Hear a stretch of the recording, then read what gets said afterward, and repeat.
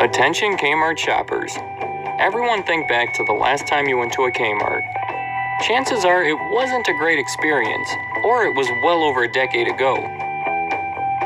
For many people, it used to be their go-to store.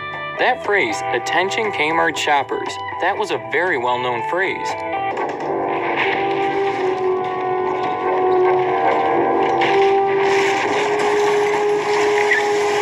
Attention Kmart shoppers. It was associated with their blue light special, which was a really cool idea for its time. At random moments, the store would light up a police car type light and announce a discount for a special item. People would just hang around the store waiting for the announcement. It kept people in their store longer. It allowed them to push the merchandise they wanted to move, and it did wonders in getting the Kmart name and image in everyone's heads. I would say the idea was genius and a huge success. But this isn't the case anymore. Nobody's hanging around at Kmart waiting for the blue light special announcement. Does Kmart even still run the blue light specials anymore? You don't know, do you? Kmart went from being the number 2 retail store and everyone's go-to place to what we have today.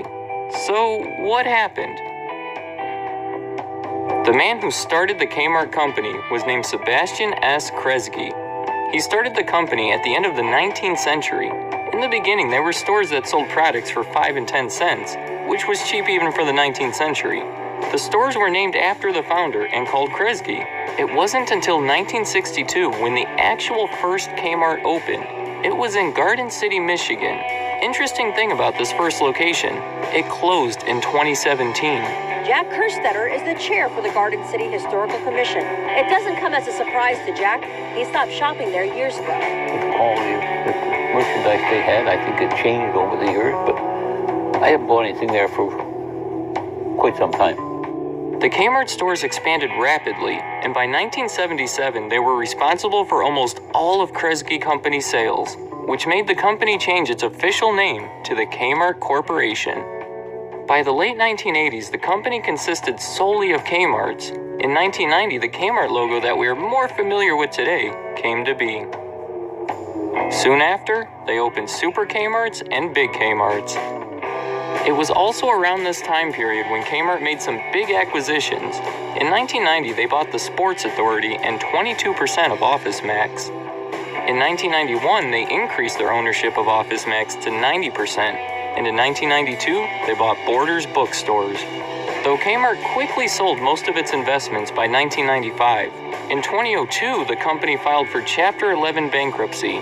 That's the reorganization kind, where the company continues to exist. Well, obviously.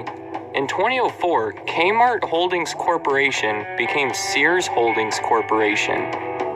It sounds like Sears purchased Kmart, but it was actually the other way around.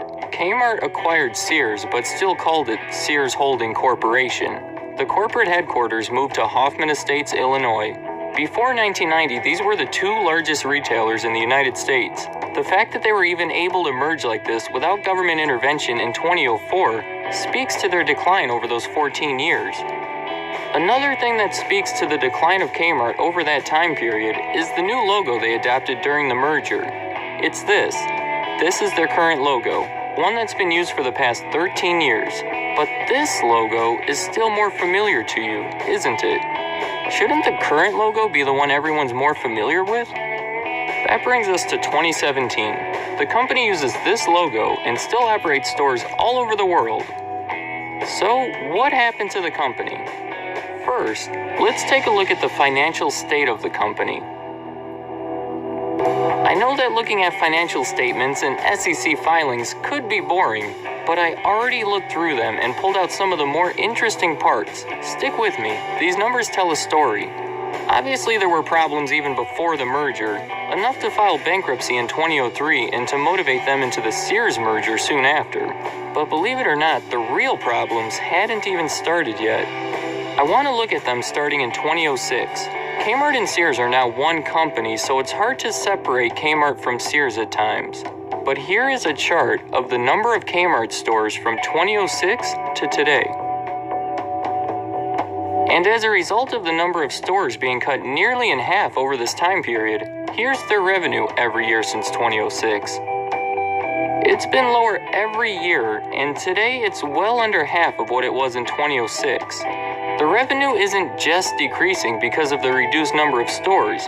Each store on average is earning less as well. This is trouble, 11 years of contraction. And let's not forget that these numbers of 2006 that seem so high actually aren't. Let's add the single year of 1999 to the chart to compare. Yeah, so from the time of 1999 to 2006, huge decline. The time from 2006 to today, huge decline. So even if you're not a professional analyst, you could probably conclude that Kmart isn't doing great. If you are a financial analyst, you're going to love this next part. We're going to start talking about debt to equity ratios. For the select few of you who aren't analysts, let me explain what this is. It's a very common ratio that sounds much harder than it actually is. All it does is it takes the company's debt, like outstanding loans, and divides it by their equity, which is basically the money that would be left over after all debts are paid. If you watch Shark Tank, you know exactly what this is. It's used by almost all creditors. They want the company to have low debt and high equity. Therefore, you generally want this number to be low. It varies in different industries, but a number below 2 is generally considered pretty good. So high numbers mean too much debt. If you didn't follow that, just know that high numbers mean the company isn't doing too well. So let's see how Kmart is doing in this department. These are the numbers that encompass the entire Sears Holdings company, so this includes Sears and Kmart's, among a few other things. Up until 2010, the number was fine, but then, see, this is the issue. For 3 years, it went up, so high that I would guess that most creditors wouldn't want to touch this company. Remember, we want numbers around 2 or lower. We're up to 7.4. Then the next 3 years. So it turned negative. What happened? What happened is the company started having negative equity. There's another phrase that doesn't sound good. Negative equity? Well, it's as bad as it sounds. The company does not have enough money to pay off their debts. How it works is when most companies go out of business, they liquidate all their assets, take all their money from that, and pay off any outstanding debts, and then pocket the rest. If Kmart were to go out of business, they would sell all their assets, then go to pay off all their debts and find out they don't have enough to do it. And also there'd be nothing left to pocket. Just for a second, pretend your job is to decide if companies are approved for loans or not. You start reviewing Kmart and learn that they can't even pay off their existing loans. Would you grant them a new loan? This is why Kmart's struggling to get money. Here's their debt to equity ratio compared to that of Target and Walmart. I compare them to Target and Walmart because Kmart themselves mention them as big competitors in their annual report, and I think we could all agree these are probably the 2 largest nationwide competitors. When we compare these numbers, Target and Walmart are actually comparable, but then Kmart is just kind of off the charts. We could take a look at their net income as well, because that's the bottom line, right? Well, it's bad, as we would expect, and actually negative since 2011, which is connected to their negative equity. I know we hear a lot of things on the news, like Kmart reported negative earnings for the 6th consecutive year, and we all just overlook it and think, oh, bad news for Kmart. Well, this is really bad. This is the kind of stuff that almost certainly leads to the death of a company. This stuff makes people surprised that they still exist at all. Here is a statement from a recent SEC filing from Kmart themselves. It says, our historical operating results indicate substantial doubt exists related to the company's ability to continue as a going concern. The company themselves doubts that they can continue to exist based on these kind of numbers. Kmart is soon going to be gone. Sears as well. These stores are hanging on by a thread. I can't put a time period on it, but if you ever want to visit one of these stores again, I suggest you do it soon. So, what happened to Kmart? I'm actually going to answer it this time. It could all be brought back to one thing. People don't want to go to Kmart anymore. Back in the day, if you needed to run out and get an ingredient for a recipe, there's a good chance you would go straight to Kmart. If you wanted to make a major purchase, perhaps a new TV or a new kitchen set, Kmart would be the first place to look. But this isn't the case anymore. Now if we need that ingredient, we'll go out to Walmart or the local grocery store. For bigger purchases, we'll go to places like Home Depot or Best Buy, or we go straight to the internet. The internet is killing them all, but people still go to stores all the time. If I want to do some grocery shopping, I'm not going online, I'm going to the store. But I'm not going to a Kmart store. Honestly, I don't even like being in a Kmart. It feels depressing. Walking into Kmart is like walking into a time machine. Seriously, if you want a blast from the past and want to feel like you're shopping in 1994, go to a Kmart. They've not updated the look or feels of their stores. As I showed you, they don't have any money to do it either. But maybe back when it was the 90s, they should have put some more focus into updating their stores and investing in themselves rather than purchasing other companies. They lost touch with the customer. They stopped caring about them. The registers they use can't be seen anywhere else. Forget touchscreens, they still use monitors with an 8-inch screen that only displays green text. As you can imagine, these registers aren't quite as fast and leave customers waiting in line more than twice as long as any other store. This brings me to another issue, the talent working the register. No offense if you work at Kmart, but you should quickly start looking for employment elsewhere. A question for anyone out there who works at Walmart or Target or somewhere like this. Would you quit your job if given a job offer to work at a Kmart? Well, I certainly hope not. I'd hate to say it, but this leaves Kmart with people that the other stores have refused. And this isn't just the cashiers and workers in the stores. This goes all the way up to corporate. Do you think any executives from those same stores want to leave their positions to work at Kmart? They would have to pay really well. And as we saw, they can't afford to pay really well. Now this issue is the result of a spiral. It didn't start the problem, but it just adds to it. What does Kmart have to offer? I'd like to know. What do they have to offer?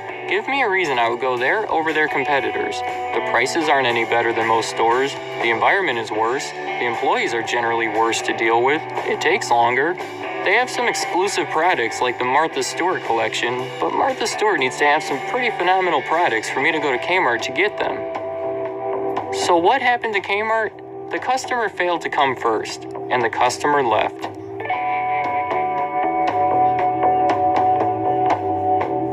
In 1990, Walmart passed Kmart to be the second largest retailer, and over the last 17 years have left them in the dust. I do remember going to Kmart when I was younger. I'm not going to lie and say it was a magical experience and the highlight of my week. I remember it as just being another store. There wasn't much that stood out about it, but it was the place to go when you needed to buy stuff. Some people remember the stores being fantastic. The blue light specials were great, and when they said "Attention Kmart shoppers," it was exciting. But even many of these people have given up on the store. They've lost their loyalist of customers. The Kmart that they remember doesn't exist anymore, and probably won't even exist in this capacity for much longer. Here's a statement I pulled from Kmart's 2006 annual report. It says, "Our success depends on our ability to differentiate ourselves from our competitors with respect to shopping convenience, a quality assortment of available merchandise, and superior customer service."